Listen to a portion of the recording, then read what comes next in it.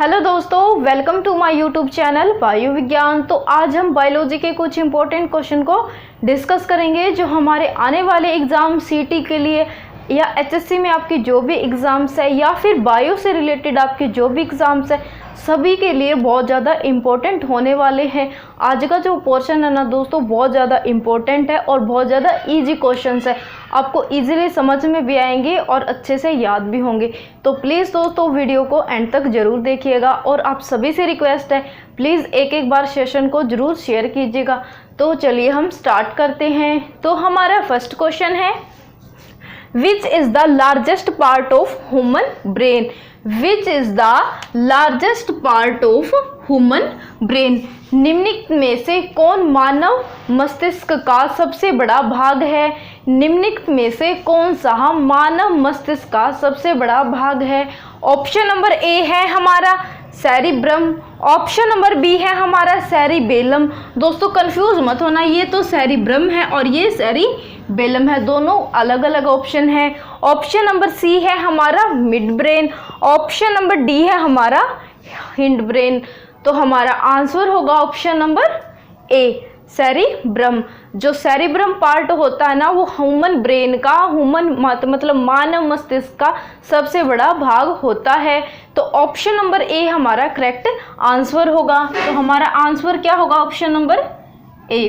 दोस्तों क्वेश्चन बहुत इंपॉर्टेंट है, एचएससी के अंदर पूरी आने की संभावना है, तो प्लीज़ हर क्वेश्चंस को ध्यान से कीजिएगा, ध्यान से पढ़िएगा। तो मानव मस्तिष्क का सबसे बड़ा भाग कौन सा होता है?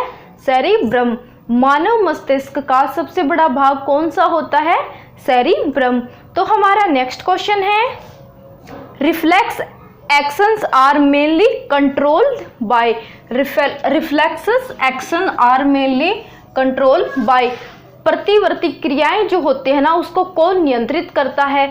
जो रिफ्लेक्सेस एक्शन होते हैं, प्रतिवर्ती क्रियाएं होती है, उनको कौन नियंत्रित करता है?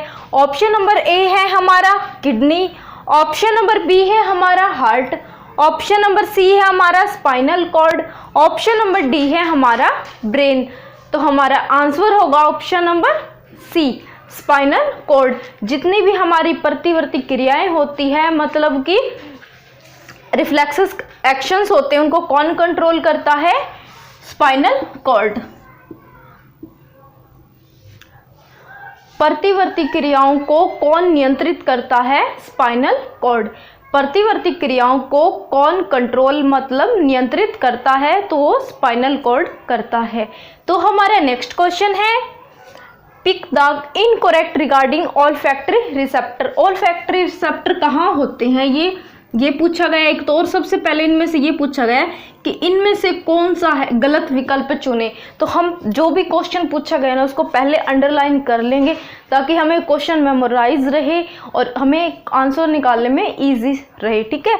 तो इसमें इनकरेक्ट पूछा गया है और ऑल्फैक्टरी रिसेप्टर पूछा गया कि ये कहाँ होते हैं और इनका कार्य कहाँ होता है।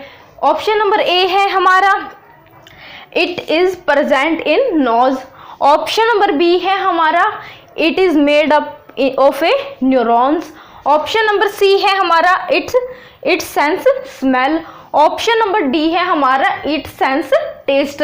तो जो ऑल्फैक्टरी रिसेप्टर्स होते हैं ना वो होते हैं दोस्तों नोज के अंदर, नेजल चैम्बर होता है ना वहाँ पे प्रेजेंट, मतलब नोज के ऊपर, ये नोज में प्रेजेंट होते हैं। ऑल्फैक्टरी रिसेप्टर होते हैं ना वो नोज के अंदर प्रेजेंट होते हैं। उनका कार्य क्या क्या होता है? वो पहले तो वो कनेक्ट होते हैं न्यूरॉन से, ठीक है, मतलब इन्हीं से बने होते हैं, वो इनसे कनेक्ट होते हैं। और इसका कार्य क्या होता है? स्मेल को लेना। जो भी कुछ खाने की खुशबू होती है ना हमें सबसे पहले आती है, तो उसका ये कार्य कौन करता है? ये ऑल्फैक्टरी रिसेप्टर्स करते हैं। तो ऑप्शन नंबर डी हमारा करेक्ट आंसर होगा। इसका कार्य क्या नहीं है?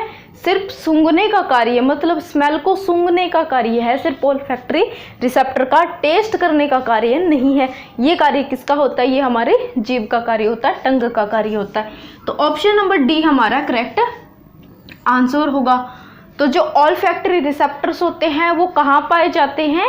ऑल्फैक्टरी रिसेप्टर्स होते हैं वो नेजल चैम्बर में, नोज में पाए जाते हैं और वो न्यूरॉन से कनेक्ट होते हैं, न्यूरॉन से बने होते हैं। और उनका कार्य क्या होता है? उनका कार्य होता है स्मेल को लेना, मतलब अच्छी अच्छी खुशबू को सूंघना, उसका कार्य होता है ऑल्फैक्टरी रिसेप्टर का।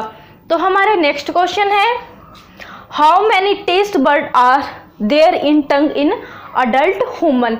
हाउ मैनी टेस्ट बर्ड, इसके अंदर पूछा गया है कि taste bud are there in tongue in adult human, मतलब एक मानव अडल्ट ह्यूमन होता है ना, एक मानव में टेस्ट बर्ड प्रेजेंट होते हैं, तो वो प्रेजेंट कहाँ होते हैं और कितने प्रेजेंट होते हैं, ये पूछा गया है। ऑप्शन नंबर ए है हमारा 1000 से 2000 प्रेजेंट होते हैं। ऑप्शन नंबर बी है हमारा 2000 से 3000। ऑप्शन नंबर सी है हमारा 2000 से 8000। ऑप्शन नंबर डी है हमारा 8000 से 10000। तो जो टेस्ट बर्ड्स होते हैं ना, वो ह्यूमन के अंदर प्रेजेंट होते हैं, जीभ पर वो कितने होते हैं, वो होते हैं 2000 से 8000 तक। तो ऑप्शन नंबर सी हमारा करेक्ट आंसर होगा। बहुत अच्छे क्वेश्चंस है ये, और ये हर साल ऐसे ही इजी टाइप के क्वेश्चन पूछे जाते हैं। एचएससी के अंदर इतना भी टफ लेवल नहीं आता कि आपको साइंस के क्वेश्चंस जैसे बायो के लगा लो, फिजिक्स केमिस्ट्री के लगा लो, इतने टफ क्वेश्चंस नहीं आते। काफ़ी स्टूडेंट का ये रहता है कि सारे उनके सब्जेक्ट क्लियर हो जाते हैं, बट साइंस का पोर्शन, खासकर कि बायो का पोर्शन उनका हमेशा रह जाता है। बट आपको फिक्र बिल्कुल भी नहीं करनी, हमारे चैनल पे आपको हर टाइप के क्वेश्चंस मिल रहे हैं। ज़्यादातर प्रीवियस ईयर्स क्वेश्चंस भी मैंने मेरे पीछे की सभी वीडियो में करवा रखे हैं। आने वाली वीडियो में भी मेरी पूरी यही कोशिश रहती है कि मैं वही क्वेश्चंस लेके आऊँ जो हमारे एग्ज़ाम के लिए बहुत इंपॉर्टेंट है। टोटली एनसीईआरटी बेस्ड कर रहे हैं दोस्तों, तो प्लीज़ हर क्वेश्चंस को ध्यान से समझिएगा। जो भी आपको नहीं आता है तो आप कमेंट सेक्शन में या इंस्टाग्राम से हम पे पूछ सकते हैं। तो ऑप्शन नंबर सी हमारा करेक्ट आंसर होगा। तो एक मानव में, वयस्क मानव में टेस्ट बर्ड कितने होंगे, 2000 से 8000 टेस्ट बर्ड्स होंगे। तो हमारे नेक्स्ट क्वेश्चन है, gastric receptors are present in. Gastric receptors होते हैं ना, वो कहाँ पे पाए जाते हैं। ऑप्शन नंबर ए है हमारा ईयर। ऑप्शन नंबर बी है हमारा नोज। ऑप्शन नंबर सी है हमारा आई। ऑप्शन नंबर डी है हमारा टंग। तो हमारा आंसर होगा ऑप्शन नंबर डी। गैस्ट्री रिसेप्टर का मतलब होगा रसग्राही, ठीक है। गैस्ट्री रिसेप्टर का मतलब होगा रसग्राही। ये कहाँ पाए जाते हैं, तो ये हमारे जीभ पर, मतलब टंग में पाए जाते हैं। तो ऑप्शन नंबर डी हमारा करेक्ट आंसर होगा।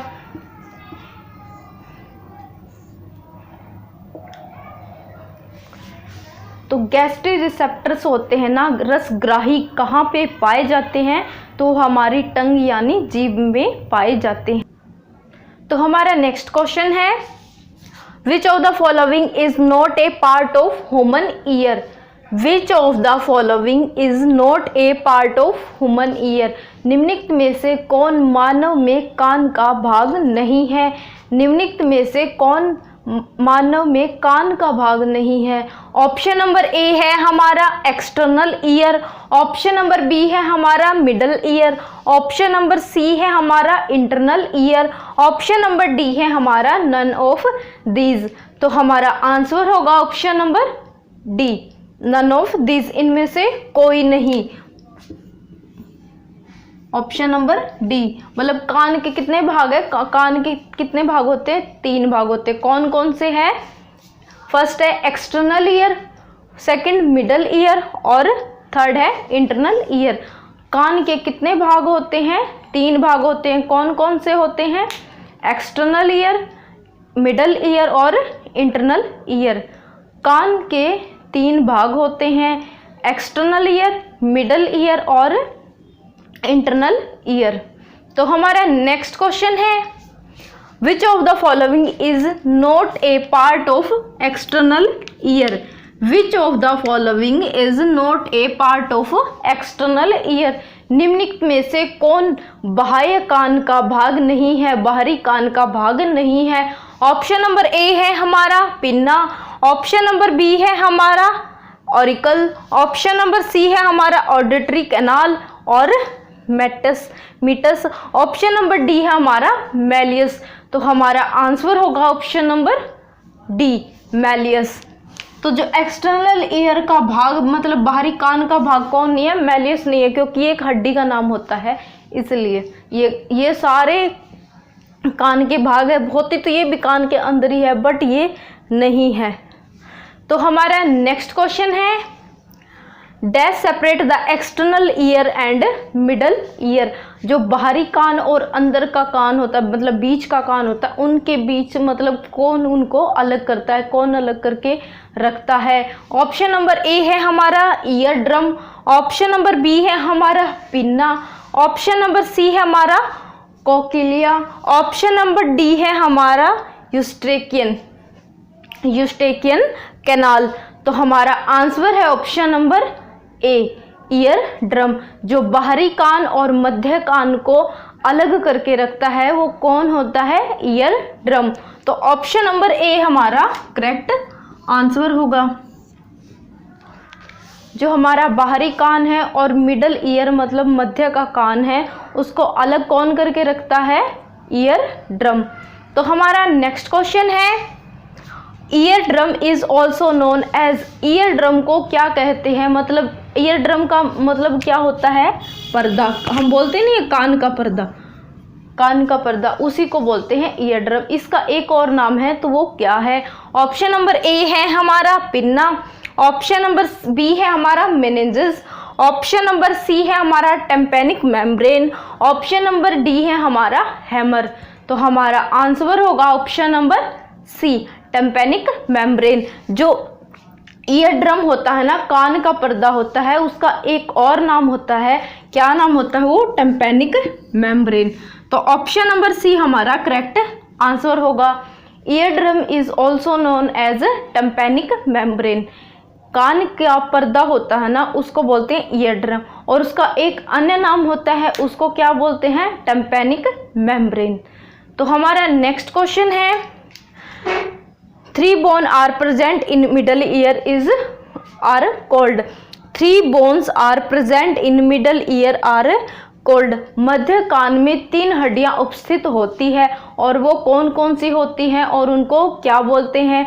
ऑप्शन नंबर ए है हमारा और ear auricle, option number B है हमारा ear ossicle, option number C है हमारा लेब्रियंथ, ऑप्शन नंबर डी है हमारा ईयर वेसिकल। तो हमारा आंसर होगा option number B, ear ossicles. जो हमारे कान के अंदर हड्डियां होती है ना, मध्य कान में 3 हड्डियां पाई जाती है, तो उनको क्या बोलते हैं, ईयर ऑसिकल्स। और कान के अंदर कितनी हड्डियां पाई जाती हैं, कान के अंदर 3 हड्डियां पाई जाती है, मैलियस, इनकस और स्टेपिस। कान की सबसे छोटी हड्डी कौन सी होती है, और हमारे ह्यूमन बॉडी की सबसे छोटी हड्डी कौन सी होती है, स्टेपिस, जो मध्य कान में मतलब मिडल ईयर में पाई जाती हैं। तो ऑप्शन नंबर बी हमारा करेक्ट आंसर होगा। एक मैं लिख देती हूँ यहाँ पे, एक तो होती है मैलियस और एक होती है हमारी इनकस, और थर्ड होती है स्टेपिस।